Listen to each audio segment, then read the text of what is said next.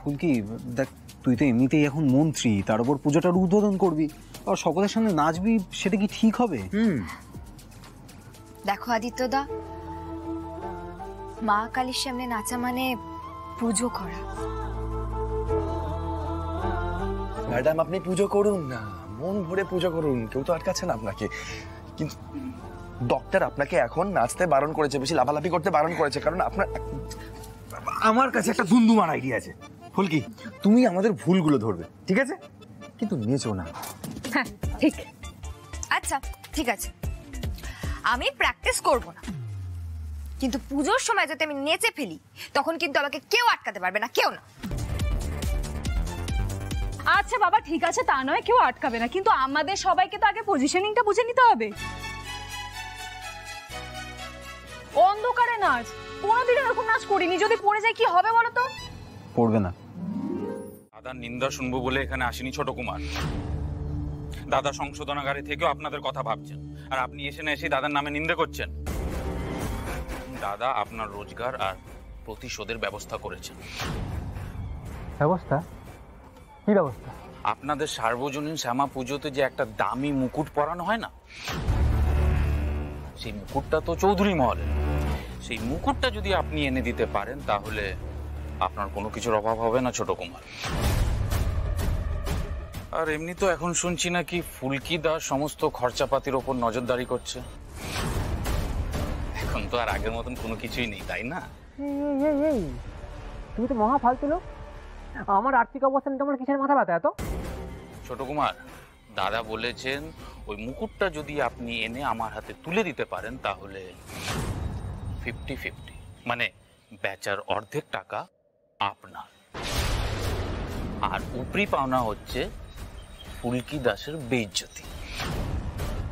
তা কাল সকালে মা কালীর মূর্তিকে মুকুট পরানোর আগে সেই মুকুটটা কি আমার হাতে তুলে দিতে পারবেন? কাল কালী পুজোতে এটা পড়বেন। নবাবগঞ্জের বাড়ি থেকে আসার সময় মনে করে নিয়ে এসেছি, নবাবগঞ্জের বাড়িতেই ছিল, মা আপনার জন্য দিয়েছিলেন। মানে আন্টি আন্টি কিনেছেন আমার জন্য এটা?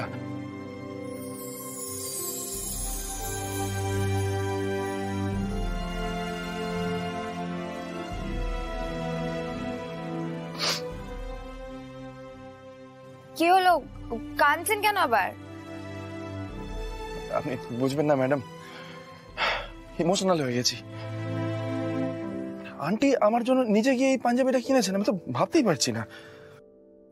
আপনার পাঞ্জাবিটা পরা হলো কাজ, বাকি প্রশ্ন অবান্তর, বুঝেছেন? এই দেখেছেন তো, অবান্তর বলে কিছু হয় না ম্যাডাম। আন্টি আমার প্রিয় রং জানলেন কি করে? এটা তোমাকে জানতেই হবে। আমি কাজ করি, আন্টিকে একটা ফোন করি। হ্যাঁ আপনি না সত্যি খুব বাড়াবাড়ি করেন। ম্যাডাম, এই পাঞ্জাবি আপনিই কিনেছেন, এটা বুঝে গেছি আমি, কিন্তু বলছেন না। কি হলো, আপনি এভাবে দাঁড়িয়ে আছেন কেন?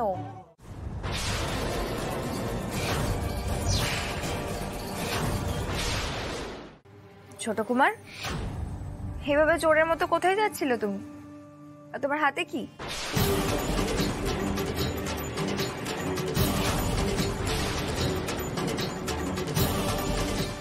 কি হলো, তোমার হাতে কি? আমার সামনে থেকে সরে যাও ফুলকি। কি করে সরবো বলো, তুমি তো সামনে দিকে এগোচ্ছ। তোমার হাতে কি বললে না তো?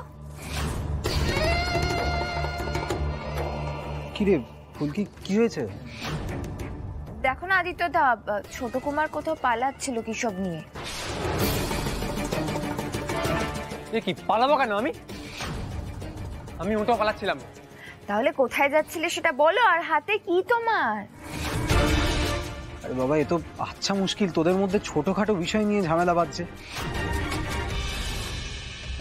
আচ্ছা ইন্দ্র, কি আছে হাতে দেখা না। আরে বাবা, আমাদের তো দেরি হয়ে যাচ্ছে, কি আছে হাতে দেখা। দেখ,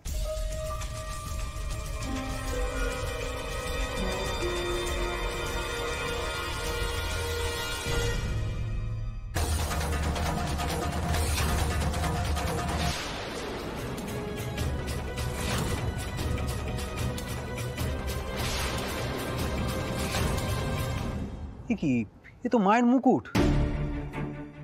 আরে বাবা তুই কি ইচ্ছে করে জেনে শুনে বাদরামো করছিস নাকি বলতো? আমরা তো এটা নিতেই এসেছিলাম এখানে। ঠাকুরমশাই এসছেন, এই সন্ধেবেলা মুকুট পরানো হবে, তা উনি সকালবেলায় মুকুটটি শুদ্ধিকরণ করে রাখবেন বলছেন। অন্যান্য বছরের মতো সন্ধেবেলা অবধি উনি ফেলে রাখবেন না বলছেন। এবারে পুজোর সময় কম, এসব বলছিলেন যে ঘন্টা দুয়েকের মধ্যে পুজো শেষ করতে হবে, তখনই শুভ সময়, এসবই বলছিলেন। ফুলকি তো সেই কারণেই এসেছিল, এর মধ্যেই ভাই বোনের মধ্যে খুনসুটি লেগে গেল। জোর বাঁচান, বেঁচে গেছি। না না, আমি তো ওইটা শুনতে পেরেই তো মুকুটটা নিয়ে এসেছি, তাই না?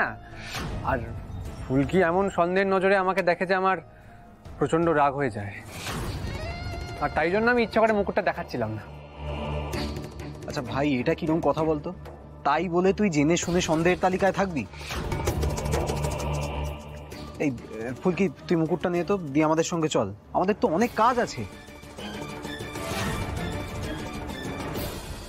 সারা সন্ধে আজ ছোট কুমারকে পাশে পাশে রাখো, কোনো ঝুঁকি নেব না।